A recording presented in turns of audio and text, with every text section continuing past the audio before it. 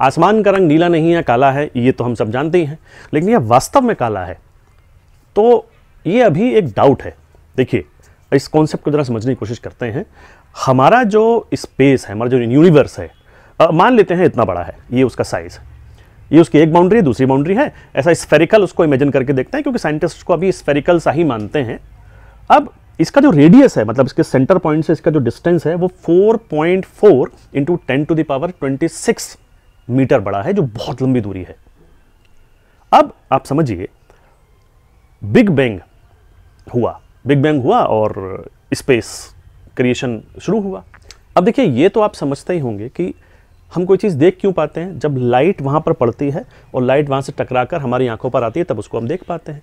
तो दरअसल यहाँ जो बिग बैंग हुआ 13.8 बिलियन ईयर पहले, और उसके कुछ 3 लाख साल के बाद लाइट शुरू हुई, जिसको हम CMBR कहते हैं।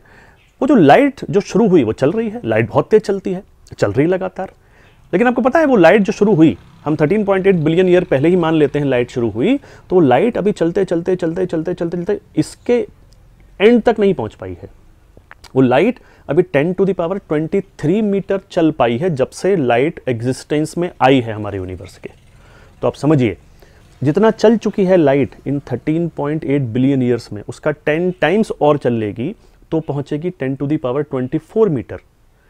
उसका 10 टाइम्स और चल लेगी तो पहुंचेगी 10⁻25, और जहां तक उस समय पहुंच जाएगी, उसका 10 टाइम और पहुंचेगी तो यहां तक पहुंचेगी, तो टकराएगी। तो उस सरफेस से टकराने के बाद लाइट फिर वापस आएगी, और जब वापस आएगी तो उसको लौटने में उतना ही समय लगेगा, यानी बहुत समय लगने वाला है। तो जब वो लौट कर वापस आएगी और जब हमारी आंखों से टकराएगी, तब हमको पता चलेगा कि दरअसल उस स्पेस के एंड का कलर है कैसा। ये वो टाइम होगा जब आसमान हम देखा करेंगे तो हमको काला नज़र नहीं आएगा, कम से कम रात में काला नज़र नहीं आएगा। शायद पीला आए, बैगनी आए, चाहे नारंगी आए, हरा आए, आई डोंट नो किस कलर का आएगा, उसका जो मार्जिन किस कलर का होगा। तो अभी जो स्पेस का मार्जिन है, वहाँ तक लाइट पहुँची नहीं है, और जब पहुँचेगी तब टकरा कर आएगी, तब मुझको वो नज़र आएगा कि वो कैसे कलर का है। तो वास्तव में जो स्पेस है, उसका जो मार्जिन है, वो कलर को जानने के लिए, ह्यूमन के लिए तो मुझे तो लगता है संभव ही है, क्योंकि तब तक हम रह पाए ऐसा तो संभव ही नहीं है। तब तक तो क्योंकि हमारा सूरज और हमारा जो सोलर सिस्टम है, तब तक तो वही खत्म हो चुका होगा, क्योंकि बहुत समय लगने वाला है। लाइट अभी ट्रेवल कर रही है, बहुत छोटे से एरिया में लाइट ट्रेवल कर पाई है। तो मेरा कहने का मतलब ये था कि कॉन्सेप्ट आपको समझाना था कि स्पेस का कलर कैसा है।